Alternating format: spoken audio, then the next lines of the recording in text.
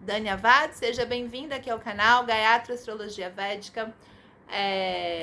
Curte a gente aqui, compartilha, ajuda esse canal a crescer e poder divulgar a astrologia védica para mais pessoas que têm curiosidade sobre o assunto, ou então que querem aprender um pouquinho mais sobre o próprio mapa, ou que já estão estudando astrologia védica, ou que de repente no futuro tenham interesse a vir estudar.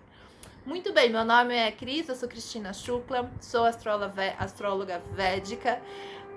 Comecei a estudar astrologia védica em 2017 e comecei a fazer leituras de mapas em 2021. Atualmente eu moro na Índia, já fazem 2 anos que eu tô por aqui. E estou fazendo um curso, estudando a fundo mais Parashara, né, que fala muito sobre astrologia védica, né, se não for um dos mais importantes, né, mestres ou que trouxeram esse conhecimento da astrologia védica pra gente, e é da linha de Achyutananda. Eu estudo com meu Param Guru de Sanjay Rath, meus professores Guru de Eric e Freedom Ji. Muito bem, depois dessa super introdução, vamos falar de Karma. Então, Karma, parte 2, a missão. No primeiro vídeo, o enfoque foi mais geral, foi mais pra gente entender, né, como que essa história do Karma funciona, como que eu posso entender isso na minha vida, como eu entendo, olhando pro meu mapa, toda essa história do Karma. E aí, nesse vídeo, eu quero falar um pouco mais tecnicamente usando a astrologia védica, né? Então, o que acontece? Existem 3 casas no nosso mapa, nós temos 12 casas no total, cada casa vai ter um signo correspondente, né? Então, nessas 3 casas que nós chamamos de Upachayas, que tem por significado, entre outras coisas, digestão, aquilo que, né, que é digerido. Essas casas Upachayas, elas são responsáveis pelo crescimento, né? Elas fazem com que a pessoa corra atrás, né? Corra e proteja as coisas dela, né? Os ideais, sejam, né, materiais ou enfim outros ideais. Ela traz esse crescimento e ao mesmo tempo também traz essa proteção. Essas casas são a 3ª casa, 6ª casa e a casa 11, né, no nosso mapa. Depois eu vou ver se eu ponho uma figurinha aí para vocês verem. O que é interessante é que nessas casas, se a gente for pensar como é que essa casa funciona melhor, né? Eu não gosto, às vezes, uma coisa que eu sempre falo quando eu tô lendo o mapa e quando eu tô estudando, as pessoas falam, isso é errado, isso é correto, né? Esse planeta aí é errado, esse planeta é certo. A conjuntura que eu sempre gosto de lembrar é que no mapa não tem um certo e errado, mas tem a realidade, né, da história no seu mapa, e tem aquele planeta, tem locais e energias em que ele funciona muito bem, e tem locais e energias dele que não funcionam bem em certos lugares, né? Então não é certo ou errado, é mais aqui funciona para quê? Funciona para quem, né? Então, nessas casas 3, 6 e 11, chamadas de Upachayas, né, que são as casas de crescimento, inclusive são essas casas, principalmente a 3ª casa e a 6ª casa, quem tem muitos planetas nessa casa, são as pessoas que gostam de estudar e pesquisar muito, né? Então, se você tem 2, 3 planetas na 3ª casa ou na 6ª casa, isso indica que você gosta de estudar, gosta de aprender, gosta de fazer pesquisa, né? A casa 11 também tem essa pegada do estudo, mas ela já vem com um pouco... na casa 11, a gente busca o conhecimento, mas a gente busca alguém que nos dê esse conhecimento. Então, a gente precisa de um professor ou de um guru.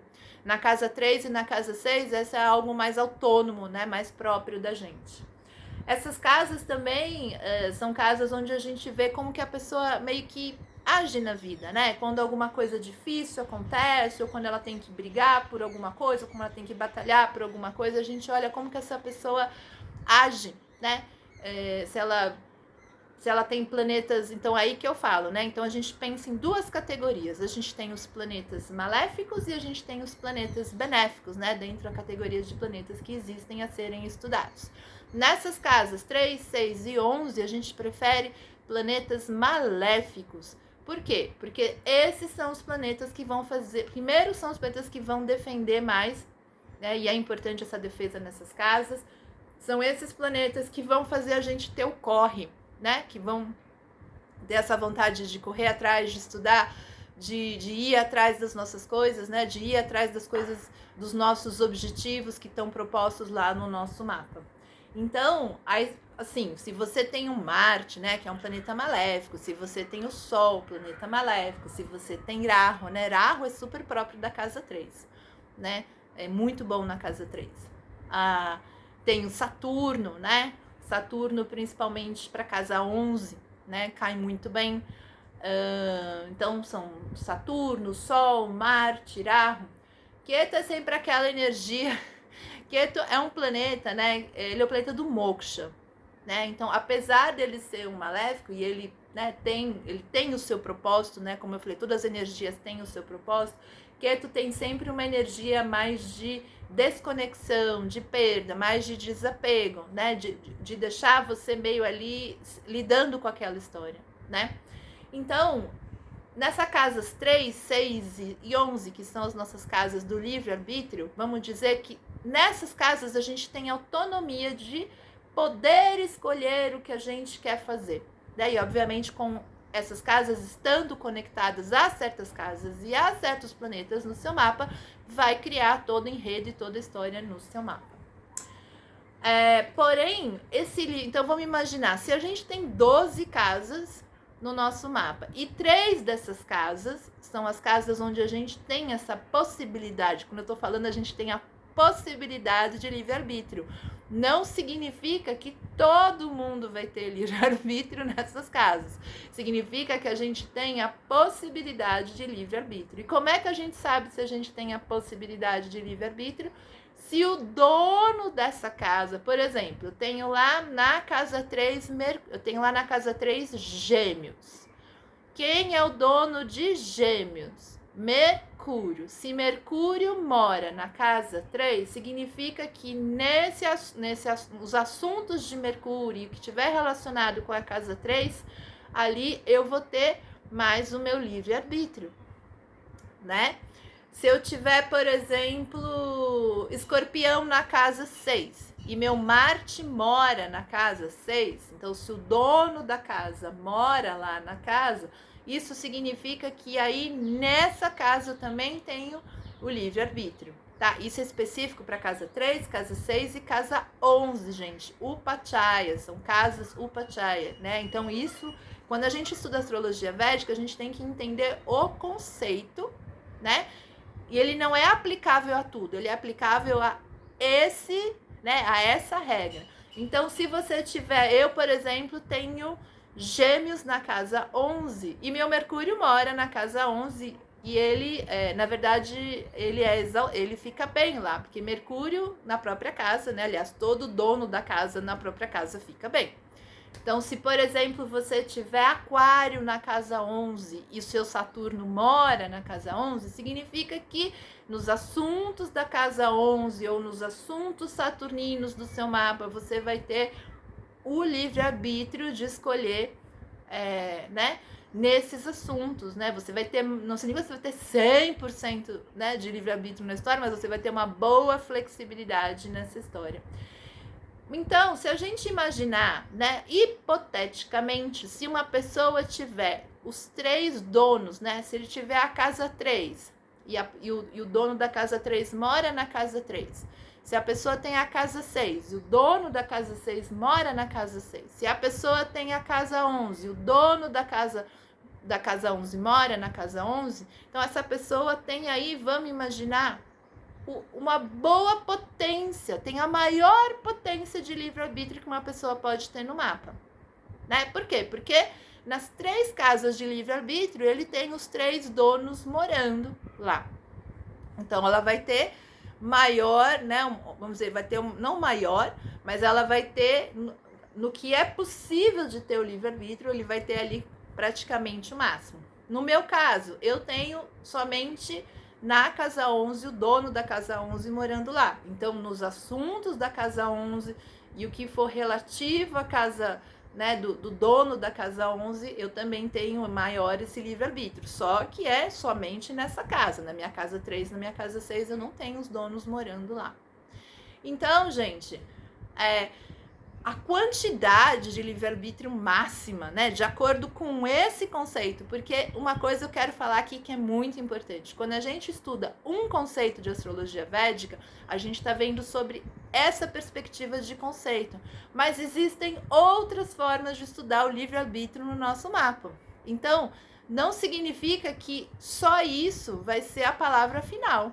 A gente tem outras formas de ver livre-arbítrio no mapa em outros lugares do mapa. Então, partindo desse conceito, eu sei que eu tenho tanto de livre-arbítrio na minha história, né?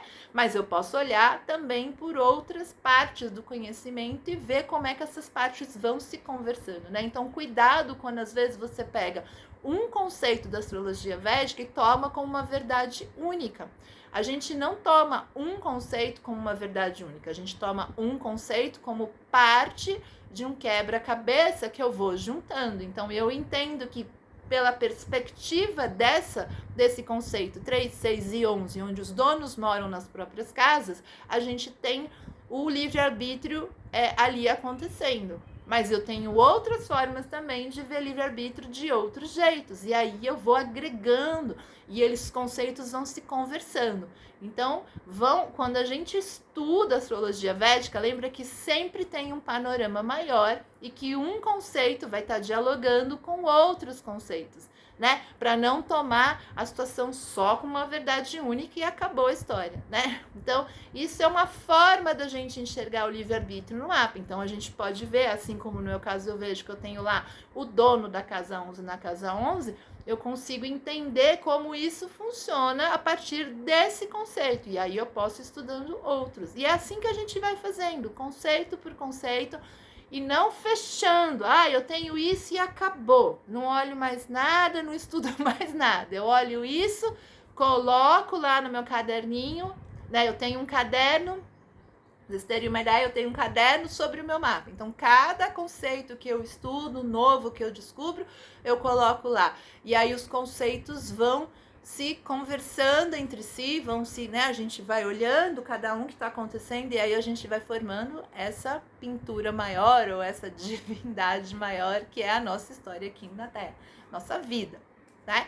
Então, é legal a gente ir aprendendo conceito por conceito para ir abrindo a cabeça, não para ir fechando e falar, não, é só isso e acabou e não existe mais nada. Não, sempre vai existir outras maneiras e outras formas de haver essa conexão. Bom, muito bem. Então, voltando lá ao assunto, se a gente estiver com 3, 6 e 11, se a gente imaginar que uma pessoa tem o dono da casa 3 morando lá, o dono da casa 6 morando lá, o dono da casa 11 morando lá, essa pessoa já tem um quarto de livre-arbítrio na vida dela, né? Ou seja, 25%, vamos imaginar assim, né? Mas ela tem que ter, de acordo com esse conceito que a gente está falando agora, ela teria que ter os 3. Normalmente, bom, pelo menos até hoje, eu nunca achei o mapa, nem estudei o mapa de ninguém que tem os 3 donos morando nessas 3 respectivas casas. Então, em geral, o que a gente acaba tendo assim, né, a gente tem lá 8%, 7% de livre-arbítrio, né, 6%, vai depender, né, mas a gente vai ter aí um pouco menor. Aí as pessoas falam, poxa, Cris, mas é pouco, né? Se a gente for imaginar 100%, né, a vida 100%, e aí você tem lá, sei lá, né, 6%, 8% de livre-arbítrio dentro da sua história. Mas o meu professor colocou uma questão importante, né? E eu também refleti muito sobre isso nesses últimos dias, né? Se com o que a gente tem de livre-arbítrio, né? Vamos imaginar que nesse caso mais difícil, alguém teria lá os 25% e vai diminuindo de acordo, né, com as questões individuais do mapa, a gente já faz desse mundo algo ainda confuso, né? Tem muita coisa boa acontecendo, mas também tem muita coisa fora da caixa, tem muita questão difícil, tem questões ainda que a gente está lidando e está tentando se achar aqui com a gente, né? Então, com essa porcentagem de livre-arbítrio, já o mundo tá confuso, né? A gente sente que não tá fácil, você imagina se a gente tivesse 50% de livre-arbítrio, tivesse 100% de livre-arbítrio, eu não sei nem como a gente ia estar, se a gente ia estar vivo, né? Se a gente ia estar enfrentando questões muito difíceis. Então, não ter o livre-arbítrio, de certa forma, é uma proteção também pra gente, porque a gente ainda não tem talvez a melhor consciência, isso é uma opinião minha, né? Talvez uma ótima consciência, uma visão que realmente a gente decida de a melhor forma pra gente. Então, de certa forma, né, a forma como as coisas são construídas funcionam.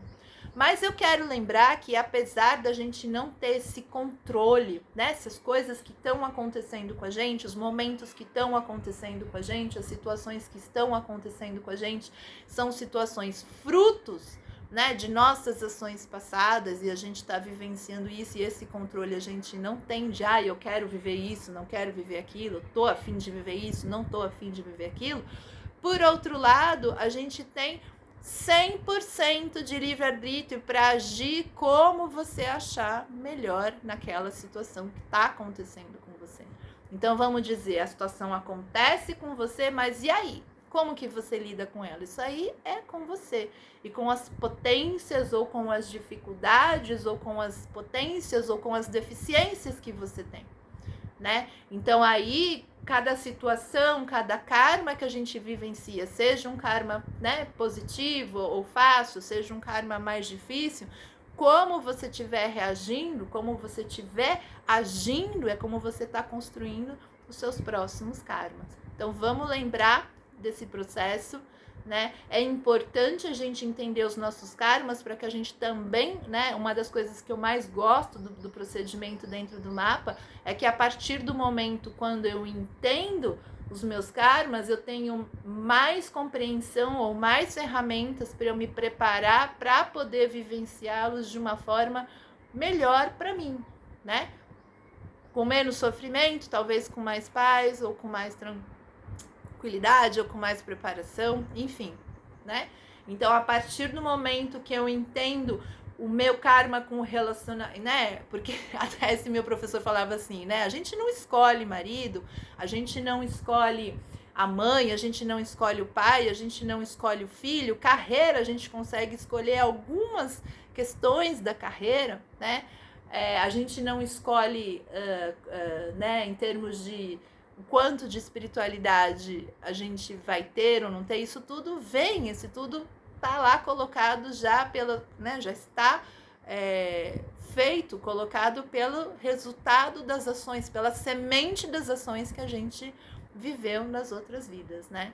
Então, eu acho que entender o nosso mapa é isso, né? Eu vejo as minhas, né, as minhas situações, os meus momentos, as minhas possibilidades, e a partir daí eu me preparo para poder viver elas da melhor forma que eu vou conseguir viver, porque isso vai depender de mim. Então, gente, pega lá o seu mapa. Eu recomendo. Qual é o software que atualmente eu uso? Deva.guru, né? É o software que eu uso, que os meus professores passaram. Eu já usei outros softwares, não é o primeiro software que eu uso, mas atualmente para mim é o que está funcionando muito bem. Eu gosto bastante, né, de toda a forma que ele os conceitos, a forma como ele é montado. Olha lá a sua terceira, sexta e 11ª casa, veja se tem planetas maléficos ou benéficos lá. Se tem planetas maléficos, é sinal de que você batalha mais, você se protege mais, você corre mais atrás, você tem mais, sabe, essa coisa do planeta maléfico, né? De eu vou lá, vou fazer, vou batalhar, né? Vamos lá. Se você tem mais planetas benéficos, né? Nessas casas, significa que você, às vezes, frente a afrontamentos, a discussões ou a situações onde você é desafiado, você pode se sentir mais desarmado, ou você não gosta do conflito, né? Você pode sentir que você não tem força suficiente para agir, para lidar com essa situação, com as suas situações mais difíceis. E aí repara se os donos da casa 3, 6 e 11 moram nesse lugar, né? Nessas casas. E se você, Cris, e se não tem planeta lá? Se não tem planeta lá, significa que você vai olhar para o dono da casa, né? Mas aqui no caso a gente está falando especificamente se tem planeta. Se não tiver planeta, significa que você vai ter a energia, você vai ter aquela energia. Um dos conceitos, você vai ter a energia da questão do dono da casa, mas vão ter outros conceitos também. Mas aqui a gente está falando especificamente se os planetas estão lá. Então, gente, um bom estudo para você, uma boa pesquisa. Estamos por aqui. Quando, né, a pessoa às vezes coloca pergunta, eu apareço, eu respondo. Não sou muito rápida, porque são muitos estudos, são muitos sadhanas que eu faço. E eu tenho muito carinho e muita preocupação de quando eu vou ler meus mapas, eu tenho um tempo suficiente para estudar previamente e poder estar trazendo o melhor possível para ajudar a pessoa que está em busca aí de saber a história dos karmas dela. Então, compartilha esse vídeo, comenta e a gente se vê então no nosso próximo vídeo. Dani Avá.